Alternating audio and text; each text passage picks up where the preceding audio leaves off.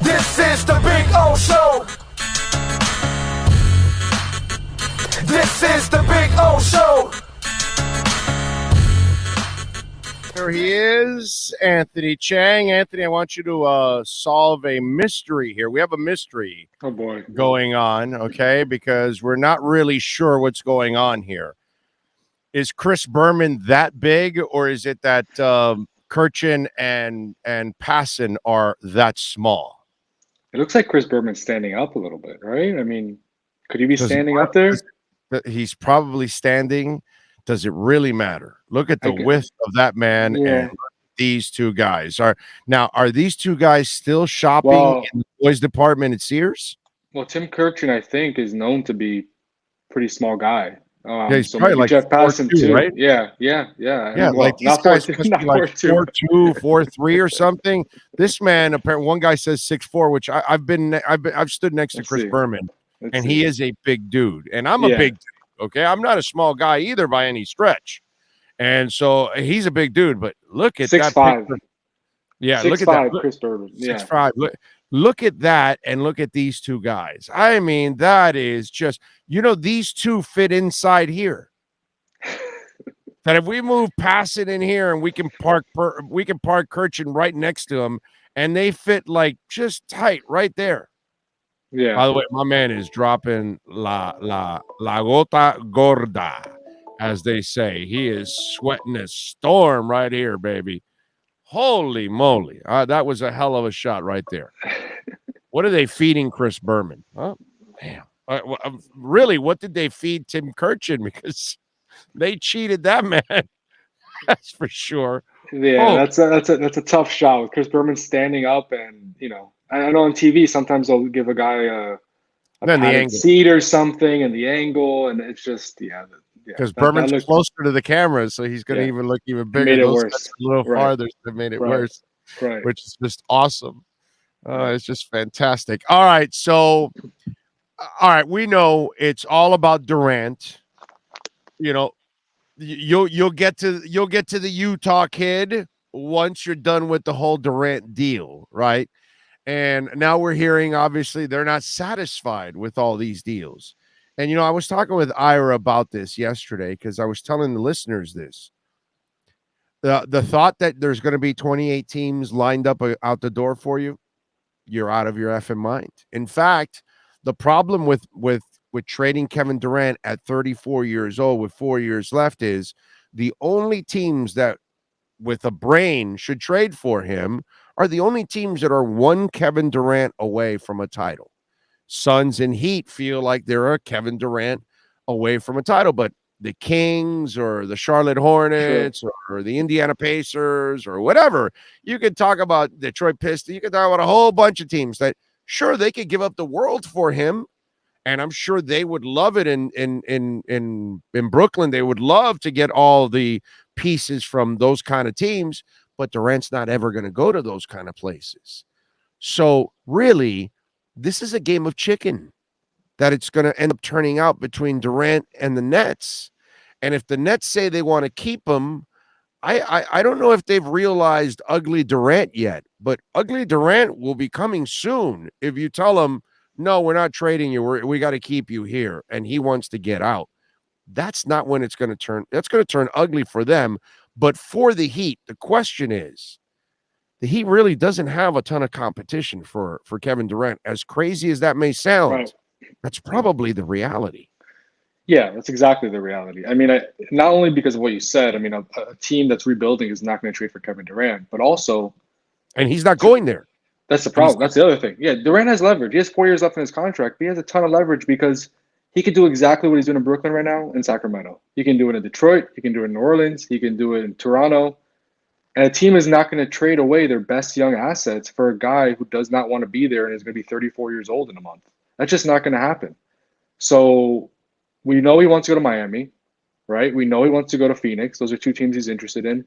The big question is, would he consider playing anywhere else? If that's not the case, then he really don't have much competition. It's either Brooklyn or Miami or Phoenix. And now Phoenix can't trade DeAndre Ayton. So that's their biggest trade chip. So Miami's like, okay, well, you can keep him then. Let's see if you're really going to keep him. I'm By not. the way, the flip side of that nobody ever talks about is maybe DeAndre Ayton wanted to sign this so he can control and not say, F you, dude. What, you're going to dump me in Brooklyn because you won Durant and now nobody's in Brooklyn? I'm stuck there? Screw you, man. I'm going to play here in Phoenix or I'm going to play in Indiana that gave me all that money. You know what I mean? Which, again, we were talking with Ira yesterday. I don't know how Indiana didn't poison pill that damn contract. That was stupid on their part.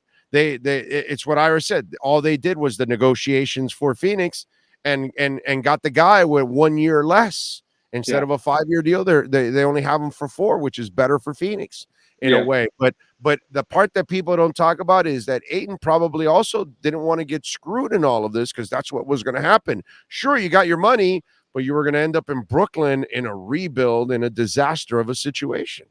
Yeah, for sure. I'm sure that was part of it too, where DeAndre now had some type of control, not total control because Phoenix matched it and he has to go back now, but some type of control over his situation.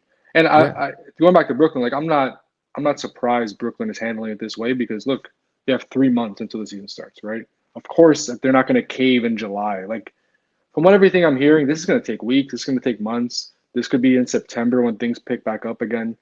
This is not going to happen anytime soon. At least that's not the thought right now. The sense I get is this is going to drag on for a few months. So it is a game of chicken, like you said. It's going to be who's going to blink first. Is Brooklyn really willing to bring him into camp and start the season with him on the roster and deal with that again? You know, with the mess they had last year with Kyrie and James Harden, or will they say, okay, this is the best deal we got. We're going to take it, and we'll move on. The answer's not going to come tomorrow. It'll probably come in 2 or 3 months, but eventually we're going to know the answer to that. I have no idea what kind of truth there is to all of this, but they're talking about how they need, more first rounders, that the Miami may have to try to move some of their players to gain first rounders to then move to them. And then Tyler's been talked about that maybe they don't want Tyler and have to pay him. So then you've got to move Tyler somewhere else for a first rounder or 2 if you can get. So let me ask you again, this is like a 2-level question. Tyler may not want to be stuck at whatever team you want to trade him to. Yeah. Like, I don't see Tyler, like when we were talking about the Donovan Mitchell move, I don't see Tyler as a guy that would be happy being in Utah. Duncan Robinson, I could see being happy being in Utah, but Tyler has way too much swag. He kind of feels like a guy that wants to be in Miami or New York or LA or, some kind of city with some kind of swag. You know what I'm saying? And again, sorry if I'm insulting some of these cities that we've been talking about here with all of this, but he may not want to go to Utah. I'm sorry, Utah again.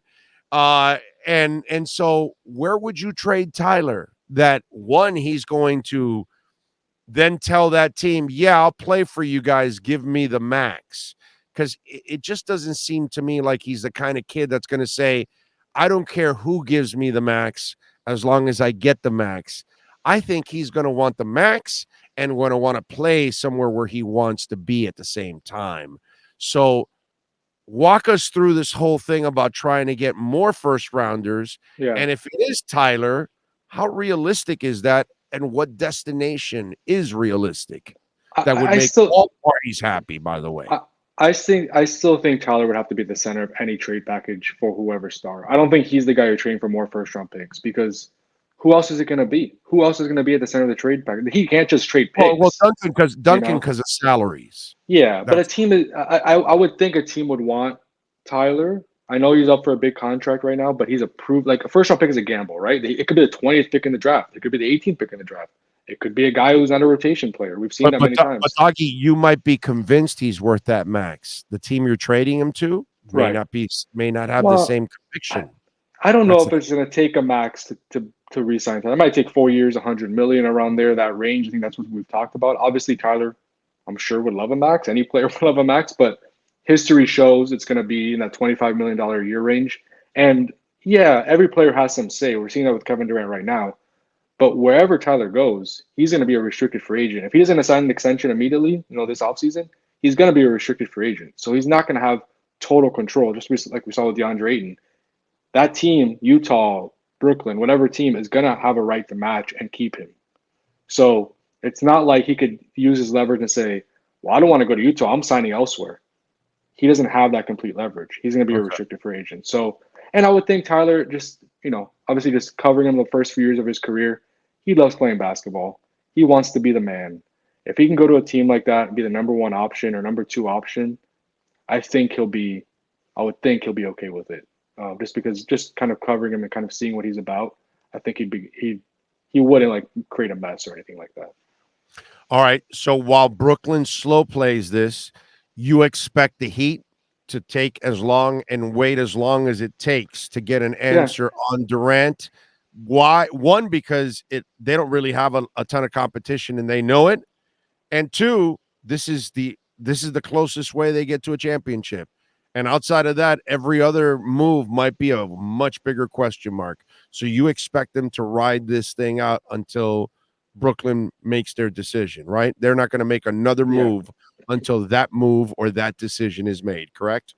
I guess the only other move would be Donovan Mitchell, right? If that, although it looks like New York is the front runner with that, so I don't think that's going to happen. Miami can't even come close. Yeah, that's why. So, but some type of move, like for hypothetical case, Miles Turner or Harrison Barnes or something like that. I just don't see the Heat throwing away a chance at Kevin Durant, right? For just to get incrementally one win better by getting Harrison Barnes. Of course he would make the team slightly better, but you have to, at this point, you're all in. You got to wait it out. The Heat have 13 players. If Udonis comes back as expected, they're going to have 14. That would be the roster. You could say they've taken a step back. That's pretty. If you lose PJ Tucker and you replace him with Nikola Jovic, that's pretty obvious. You're going to have to hope that you can get. You have to hope on internal improvement. Hope Tyler and Bam get better. But other than that, they didn't upgrade the roster. But I think at this point, you have to take the chance and wait it out. All right. I like that. What'd you think of Jamal Cain? I mean, I like him. He's athletic, a versatile defender, kind of fits the Heat mold of guys they like developing. He's a guy I'm sure will play a lot in the G League for Sioux Falls this year. But I think he fits kind of the prototype of what the Heat look for in their developmental guys, just that raw athleticism, talent, versatility, and fits the modern day game. All right, what are you working on the Herald so folks can check you out? Yes, we'll have something today, actually, this afternoon. Max Strus is going to talk this afternoon at an event. So we'll be there asking about, the team's roster moves or lack of moves, I guess, this offseason. So I have something from that. And also coming up this week, a story on Haywood Highsmith. Maybe the Heat's starting power forward on opening night, the way things are going. Get a really good summer league when we spoke with him in Vegas. Mature kid, man. I like what I see from him. Yeah, he's constantly using his intelligence on the court, and that's something that I noticed with him, that he doesn't get overzealous and get frustrated and give in to easy fouls and things like that. In fact, some of the fouls that they even called on him were not even tough calls. They were just wrong, dude. Wrong on every level.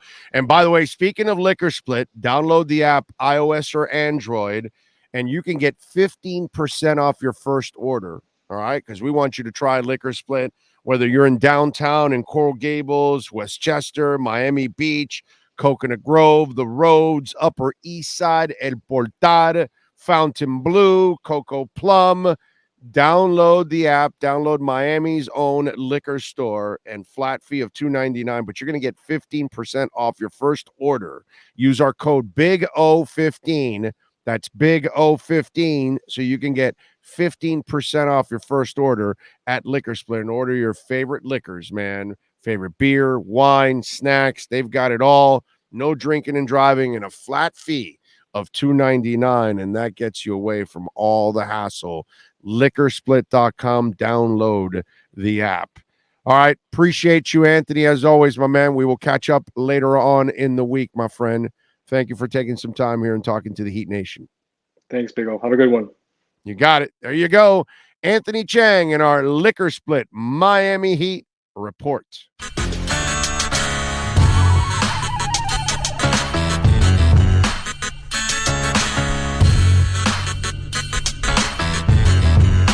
This is the Big O Show. This is the Big O Show.